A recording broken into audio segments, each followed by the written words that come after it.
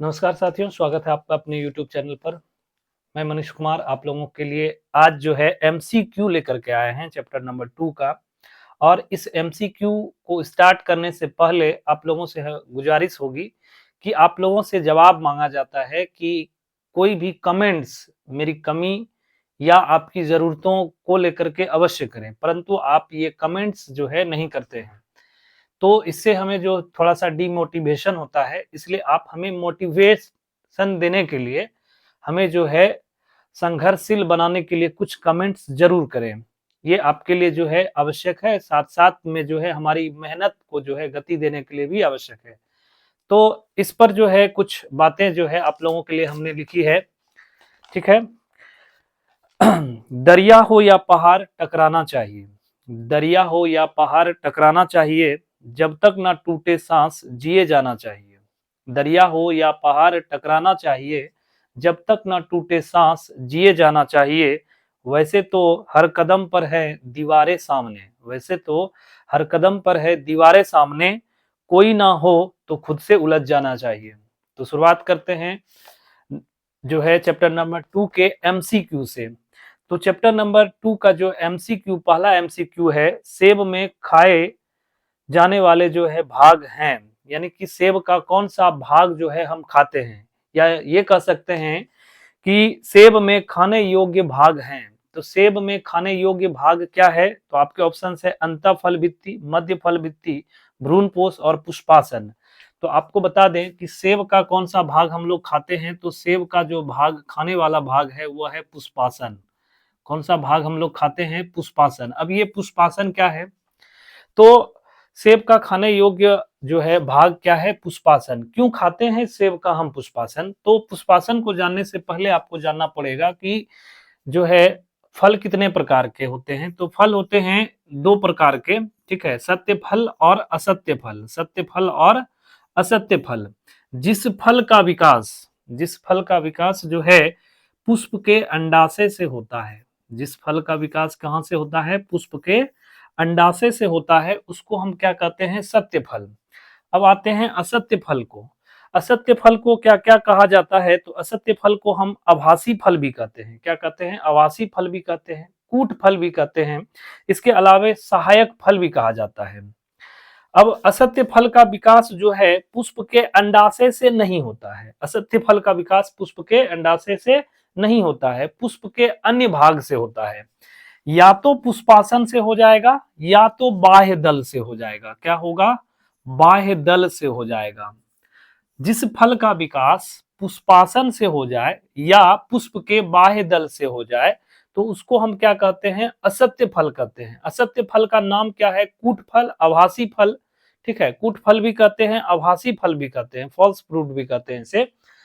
तो पुष्प में जो है क्या होता है? पुष्पासन से जिस फल का विकास होता है, ठीक है, तो वह है आपका सेब। इसीलिए हम क्या कहते हैं? सेब अगर हम खा रहे हैं तो पुष्प का कौन सा भाग खा रहे हैं? तो हम खा रहे हैं पुष्पासन, ठीक है? इसके अलावा असत्य फल का विकास और किससे हो सकता है? तो बाह्य दल से होता है, ठीक है? आगे बढ़ते हैं। भ्रूणपोष में कितने क्रोमोसोम होते हैं? तो ध्यान रखेंगे भ्रूणपोष में जो क्रोमोसोम की संख्या होती है वह कितनी होती है? तो 3n होती है। क्या होती है? 3n। आपको ये याद दिला दें कि आप लोग जो है पढ़े होंगे क्या? द्विनिषेचन यानी कि डबल फर्टिलाइजेशन। डबल फर्टिलाइजेशन में कुछ इस तरह का डायग्राम आप देखे होंगे, ठीक है?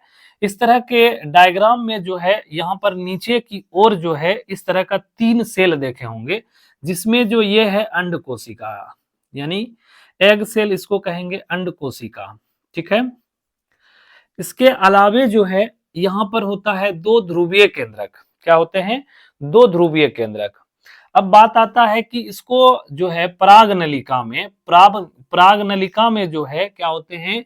2 नर युग्मक होते हैं, 2 मेल गैमीट होते हैं। अब ध्यान दीजिएगा, ये जो 2 केंद्रक आपको दिख रहा है, ये आपस में संलयित होकर पहले जो है जैसे ये N है और ये भी N है, आपस में संलयित होकर एक बड़ा केंद्रक बनेगा तो क्या बन जाएगा? 2n, ठीक है? अब इसमें से जो एक जो है नर युग्मक है तो इसका भी तो n नंबर है और इसका भी n नंबर है। अब ये 2n के साथ अगर जुड़ जाएगा तो क्या हो जाएगा, n जो है यानी कि एक नर युग्मक यानी n नंबर जुड़ेगा तो क्या हो जाएगा, यह 3n।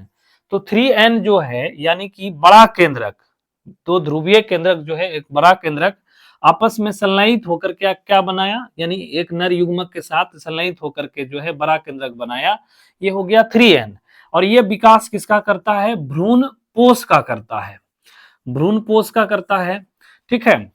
और ये दूसरा जो नर युग्मक बना इस एग सेल के साथ जो है निषेचित होकर क्या बनाएगा, भ्रूण, क्या बनाएगा, भ्रूण यानी एम्ब्रियो, जायगोट बनाने के बाद भ्रूण बनाएगा और यही भ्रूण पोष भ्रूण को क्या देगा, पोषण देगा।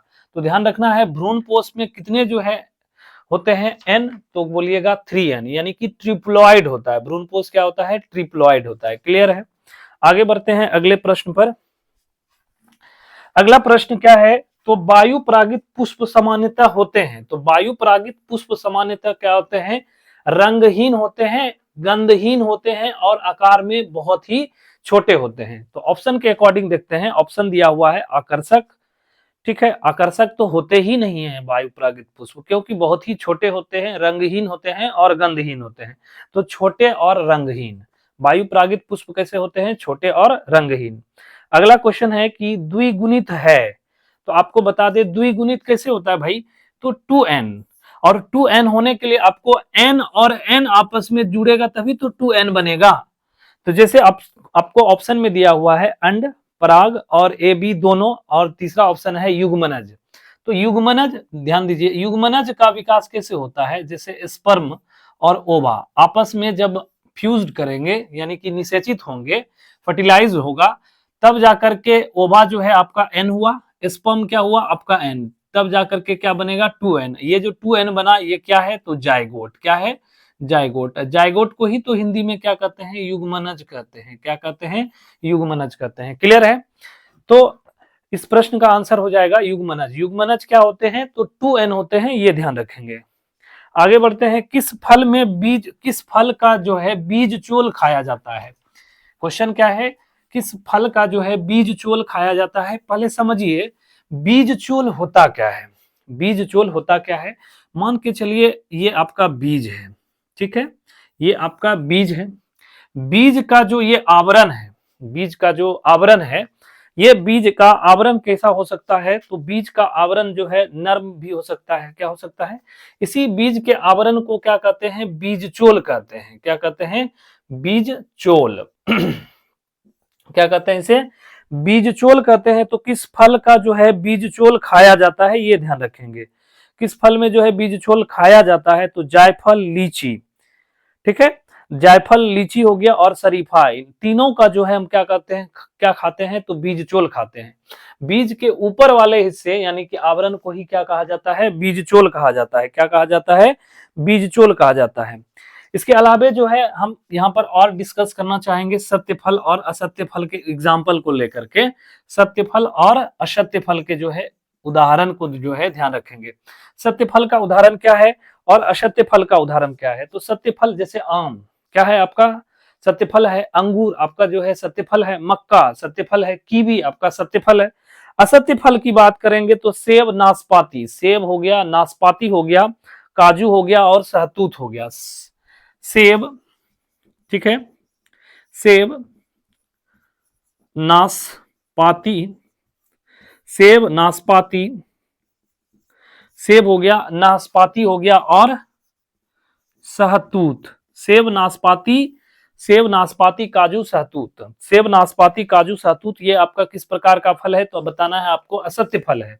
आम हो गया, अंगूर हो गया, कीवी हो गया, मक्का हो गया, बेर हो गया, ये सारे के सारे क्या है, आम, अंगूर, कीवी, मक्का, बेर जो है ये सभी के सभी क्या है, सत्य फल है। आगे बढ़ते हैं, प्रारंभिक भ्रूण कोश की सेंट्रल कोशिका, तो द्वितीयक केंद्रक, उसे क्या कहते हैं, द्वितीयक केंद्रक। प्रारंभिक भ्रूण, सॉरी, भ्रूण कोश की सेंट्रल कोशिका, ठीक है, भ्रूण कोश की सेंट्रल कोशिका क्या कहलाती है, द्वितीयक केंद्रक। भ्रूण कोश की सेंट्रल कोशिका क्या कहलाती है, तो द्वितीयक केंद्रक। कैसे द्वितीयक केंद्रक कहलाएगा, ध्यान दीजिए, जैसे ये दो केंद्रक यहां पर था, ठीक है, तो क्वेश्चन को समझिएगा, इसको कहेंगे अंड कोशिका, ये जो है दो ध्रुवीय केंद्रक है, ठीक है। अब इस ये दो ध्रुवीय केंद्रक जो है आपस में जो है संलयित होकर बड़ा केंद्रक बनाएगा 2n, ठीक है 2n, और ये 2n वाला जो है बड़ा केंद्रक एक नर युग्मक से जो है संलयित होकर के क्या बनाएगा, भ्रूणपोष। तो भ्रूणपोष का केंद्रीय कोशिका क्या है, तो ध्यान रखेंगे उसी को तो द्वितीय केंद्रक कहते हैं, ठीक है। सेकेंडरी जो है आपका न्यूक्लियर जो है आपका। आगे बढ़ते हैं, बीज चोल खाया जाता है, तो शरीफा का बीज चोल खाया जाता है। शरीफा का क्या खाते हैं, बीज चोल। हालांकि जायफल का भी खाते हैं और लीची का भी खाते हैं। इसके अलावा आगे चलते हैं, किस निम्नलिखित में से किसमें जल द्वारा परागन होता है। यहाँ पर बहुत सारे बच्चे जो हैं कंफ्यूज करते हैं। जैसे ही ऑप्शन में कमल देखते हैं तो कमल क्या होता है कि लगा देता है कि कमल जल में पाया जाता है, तो ये जलीय पौधा है तो इसमें जल परागन होगा, परंतु ऐसा नहीं है। कमल, ध्यान दीजिएगा, कमल जब भी होता है तो वह जल के सतह, जैसे मान के चलिए ये जल का सतह है, तो जल के सतह के ऊपर जो है क्या होते हैं, कमल के जो है पुष्प खिलते हैं, यानी फ्लावर जो है खिलता है। तो अब बताइए क्या इस जल में जो है क्या होगा, जंपिंग होगा तब जाकर के ना जल परागन होगा, लेकिन ऐसा नहीं होता है। होता क्या है कि कमल में जो है कीट परागन होता है। कमल में कौन सा परागन होता है, तो ध्यान रखना है, कमल में आपका होता है कीट परागन। कमल में कौन सा परागन होता है, कीट परागन। इसके अलावा जलकुंभी, जलकुंभी में कीट परागन भी होता है और जलकुंभी में वायु परागन भी होता है। कैसे, ध्यान दीजिएगा, जलकुंभी के भी जो है पौधे क्या होते हैं, जल के ऊपरी वाले सतह पर जो है उगते हैं और इसके फ्लावर इससे ऊपर ही होते हैं, इसीलिए जलकुंभी में कीट और हवा यानी कि वायु के द्वारा दोनों तरह का जो है परागन होता है। इसके अलावा जो है हाइड्रीला और बेलिस्नेरिया जलीय पौधे होते हैं, इसमें जल द्वारा परागन होता है। तो हाइड्रीला और बेलिस्नेरिया में कैसा परागन होता है, तो जल परागन।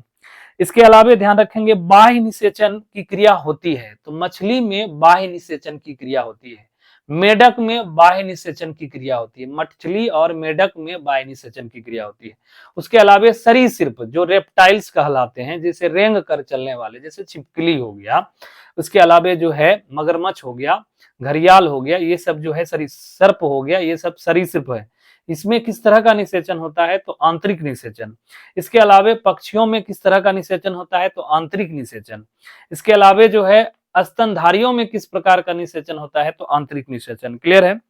अब कह रहा है कि किस पौधे की प्रजाति के बीज का उत्पादन असंग जनन द्वारा होता है, यानी इसको इंग्लिश में एपोमिक्सिस कहते हैं, ठीक है, असंग जनन के द्वारा। तो एस्टेरेसी, इसको डायरेक्ट याद रखिएगा फिलहाल, ठीक है, एस्टेरेसी। उसके बाद अलावे कह रहा है कि बिना निषेचन के विकसित होने वाले फल कहलाते हैं। तो हम बता दें आपको, बिना निषेचन का जब फल का विकास होता है, देखिए सत्य फल का विकास कहां से हो रहा था, तो पुष्प के अंडाशय अगर निषेचित होकर बनते हैं तो उसको सत्य फल कहेंगे।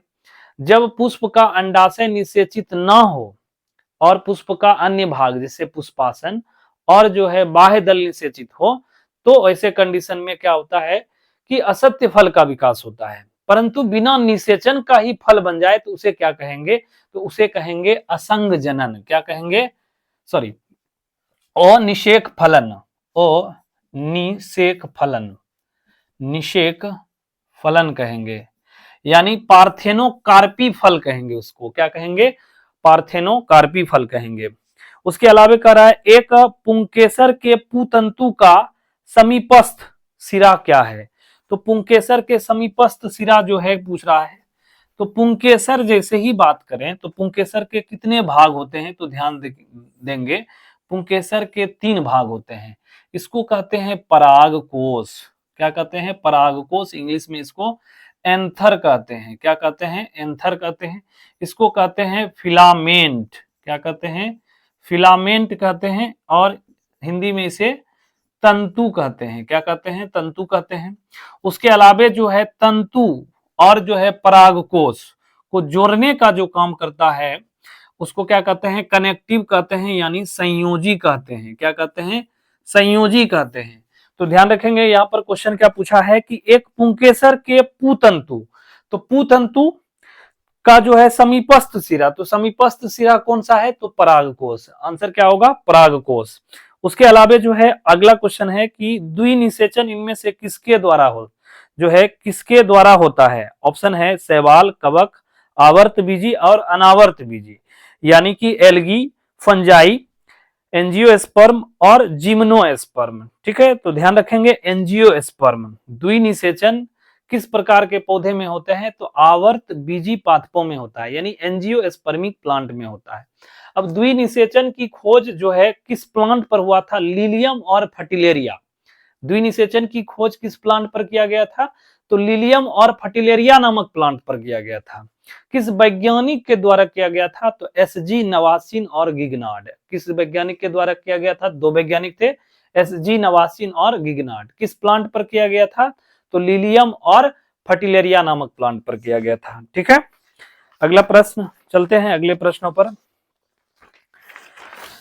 क्वेश्चन है कि नारियल में खाए जाने वाली जो है संरचना निम्नलिखित में से जो है क्या होती है, तो नारियल का कौन सी संरचना हम खाते हैं, तो नारियल का खाने वाला भाग जो होता है वह होता है भ्रूणपोष। क्या होता है, भ्रूणपोष, यानी इंडोस्पर्म। इंडोस्पर्म को जो है हम लोग खाते हैं, नारियल का इंडोस्पर्म खाते हैं। वायु परागन होता है, तो वायु परागन किसमें होता है, तो नारियल में जो है, नारियल में वायु परागन होता है। इसके अलावा जो है वायु परागन किसमें होता है, घास में होता है, मक्का में होता है, धान में होता है, ताड़ में होता है, चीड़ में होता है, ओक में होता है। ठीक है, और जिंको का एक प्लांट होता है, जिंको बालेवा जिसको कहते हैं, तो जिंको के प्लांट में वायु परागन होता है, घास में वायु परागन होता है, गेहूं में वायु परागन होता है, धान में जो है वायु परागन होता है, ताड़ के में जो है क्या होता है, वायु परागन होता है। चीड़ में कौन सा परागन होता है, तो वायु परागन होता है। ओक में कौन सा परागन होता है, तो वायु परागन होता है। और जिंको में कौन सा परागन होता है, तो वायु परागन होता है। नारियल किस प्रकार का फल है, तो ड्रूप या ड्रप लिखा होता है, ड्रप या ड्रूप लिखा होता है। इसको हिंदी में क्या कहता है, कहा जाता है, तो गुठलीदार फल कहते हैं। क्या कहते हैं, नारियल किस प्रकार का फल है, तो गुठलीदार फल, ड्रूप या ड्रप फल भी कहेंगे इसे। ठीक है, और इसे शुद्ध हिंदी में अस्थिल फल भी कहा जाता है। क्या कहता है, अस्थिल फल भी कहा जाता है। दोहरा निषेचन, दोहरा निषेचन को त्रिसंलयन के नाम से भी जानते हैं, क्योंकि इसमें संलयन की क्रिया 3 बार होती है। यहाँ पर 2 नर युग्मक होते हैं, पहले तो आपस में 2 जो छोटे छोटे केंद्रक होते हैं वो आपस में निषेचित होकर संलयित होकर के क्या होते हैं, बड़ा केंद्रक बनाते हैं। फिर एक नर युग्मक क्या करते हैं, इस बड़े वाले केंद्रक को जो है निषेचित करते हैं, जिससे भ्रूणपोष बनता है, यानी इंडोस्पर्म बनता है। और एक जो है नर युग्मक अंड कोशिका को निषेचित करता है। यानी एक बार यहां संलयन हुआ, दूसरा संलयन जो है ये बड़े वाले केंद्रक और इसके बीच हुआ, और ये जो है तीसरा संलयन यहाँ पर हुआ। ठीक है, तो इस तरह से। अगला क्वेश्चन है कि परागकणों को बहुत वर्षों के लिए अगर हम रखें, ठीक है, नाइट्रोजन के द्रव्य में, तो कितना डिग्री सेल्सियस पर हम रखेंगे, तो ध्यान रखेंगे -196 डिग्री सेल्सियस पर अगर हम रखें नाइट्रोजन के घोल में, तो बहुत वर्षों तक जो है हम परागकण को सुरक्षित रख सकते हैं। अगला प्रश्न है, निम्नलिखित में से उसके जीवन काल में एक, यानी कि किस पौधे में जो है पूरे जीवन काल में एक बार पुष्प आता है, तो ये डिस्कस कर चुके हैं चैप्टर नंबर 1 में ही। बांस, बांस एकमात्र ऐसा पौधा है जिसके जो है पूरे जीवन काल में एक बार जो है पुष्प आते हैं। इसके अलावे हम बताए थे आपको नीला कुरंजी के बारे में, तो नीला कुरंजी में जो है 12 वर्ष में एक बार पुष्प खिलते हैं। अगला चलते हैं, युग्मक सामान्यतः किस प्रकार के होते हैं, तो युग्मक और युग्मनज में अंतर है। युग्मक अगर बोले, तो युग्मक अगर हम बोले तो युग्मक 2 प्रकार के होते हैं, नर युग्मक, नर युग्मक, और एक होता है मादा युग्मक। नर युग्मक और मादा युग्मक। नर युग्मक भी अगुणित यानी क्या होते हैं, हैप्लॉइड होते हैं, और मादा युग्मक भी हैप्लॉइड। n नंबर जो है किसको इंडिकेट करता है, तो हैप्लॉइड को इंडिकेट करता है। अगला क्वेश्चन है, स्त्री दल चक्र जो है बना है, तो स्त्री दल चक्र जो है बना है, किससे बना हुआ है, तो स्त्री दल चक्र भी 3 जो है पार्ट से जुड़ा हुआ है ये। ठीक है, ध्यान दीजिएगा। इस तरह से हम इसको कहेंगे स्टिग्मा, स्टाइल और ओवरी, यानी इसको कहेंगे वर्तिकाग्र। क्या कहेंगे, वर्तिकाग्र। इसको कहेंगे वर्तिका। क्या कहेंगे, वर्तिका। इसको कहेंगे अंडाशय। तो यही तो है स्त्री दल चक्र। इसको पूरे को क्या कहेंगे, स्त्री दल चक्र। कितने भाग हैं, 3 भाग, मुख्य 3 भाग है, वर्तिकाग्र, वर्तिका और अंडाशय, स्टिग्मा, स्टाइल और ओवरी। इसी ओवरी यानी अंडाशय के अंदर क्या पाया जाता है, तो बीजांड पाया जाता है। बीजांड विकसित होकर क्या बनाता है? तो बीज बनाता है। अंडाशय विकसित होकर के क्या बनाता है? तो फल बनाता है। अंडाशय विकसित होकर फल और बीजांड विकसित होकर के क्या बनाता है? बीज। स्त्री दल चक्र के कितने भाग होते हैं? मुख्य 3 भाग, वर्तिकाग्र, वर्तिका और अंडाशय। चलिए अगला प्रश्न पर चलते हैं। बेलिस्नेरिया किस प्रकार के पुष्प हैं? तो हाइड्रिला और बेलिस्नेरिया में किस प्रकार का परागन होता है? तो जल परागन यानी हाइड्रोफिली। अगला, अध्यावरण से घिरा हुआ कोशिकाओं का एक पुंज होता है। तो अध्यावरण से घिरा हुआ कोशिकाओं का एक पुंज क्या कहलाता है? तो बीजांडकाय। क्या कहलाता है? बीजांडकाय कहलाता है। अगला प्रश्न है, बीज में अपशिष्ट बीजांडकाय को कहा जाता है। तो बीज में अपशिष्ट बीजांडकाय को परिभ्रूणपोष कहते हैं यानी पेरिकार्प। पेरिकार्प का उदाहरण क्या क्या है? तो काली मिर्च और चुकंदर, ये पेरिकार्प का जो है उदाहरण है, यानी कि जो है परिभ्रूणपोष का उदाहरण है। ठीक है। इसके अलावे जो है ये विकसित किससे होते हैं? तो बीजांडकाय से जो है विकसित होते हैं। इसको समझा देते हैं थोड़ा सा।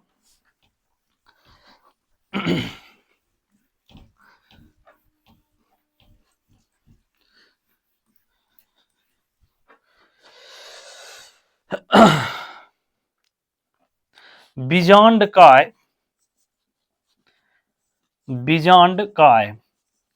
बीजांडकाय विकसित होकर के क्या बनाता है? तो बीजांडकाय विकसित होकर बनाता है परिभ्रूणपोष। क्या बनाता है? परिभ्रूणपोष। और इस परिभ्रूणपोष का उदाहरण क्या है? तो आप बोलिएगा काली मिर्च। ठीक है, काली मिर्च हो गया। ठीक है, काली मिर्च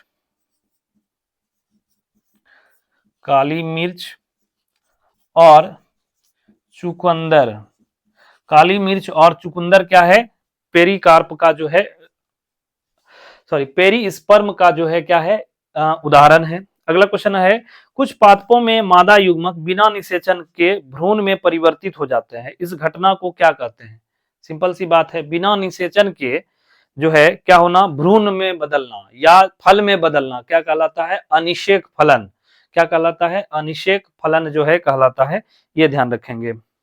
या इसे आप अनिषेक जनन भी कह सकते हैं। पुष्पीय पादप का जो है कौन सा भाग अगुणित है? तो पुष्पीय पादप का कौन सा भाग अगुणित है? अगर आपको ऑप्शन में जड़ दिया हुआ है, पत्ती दिया हुआ है, इसके अलावा जो है आपको नर युग्मक दिया हुआ है ऑप्शन में, तो आपको ध्यान रखना है नर युग्मक। नर युग्मक, पुष्पीय पादप का नर युग्मक किसको कहेंगे? तो परागकण को कहेंगे। और परागकण क्या होते हैं? तो परागकण होते हैं अगुणित। क्या होते हैं? अगुणित होते हैं। ठीक है। अगला क्वेश्चन ध्यान रखेंगे।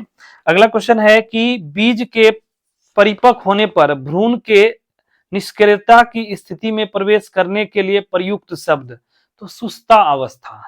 कोई भी जो है क्या होता है? निष्क्रिय हो जाते हैं तो वह सुस्त हो जाते हैं। क्या हो जाते हैं? सुस्त हो जाते हैं। ये याद रखिएगा, सुस्ता अवस्था। क्या कहलाएगा? सुस्ता अवस्था।